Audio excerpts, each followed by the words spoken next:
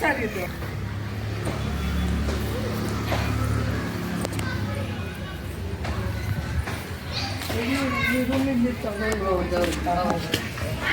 ಏಳು ಮಾಡ್ತಾ ಇರೋದು ಫ್ಯಾನೆಲ್ಲ ಮೇಡಮ್ ಇದೆಲ್ಲ ನಡುಗುತ್ತೆ ಏನಾಗುತ್ತೆ ನೋಡಿದೆ ಅವಾಗ ತಕ್ಷಣಕ್ಕೆ ಫೋನ್ ಮಾಡಿ ಕರೆಂಟು ಡಿಸ್ಕನೆಕ್ಟ್ ಮಾಡಿ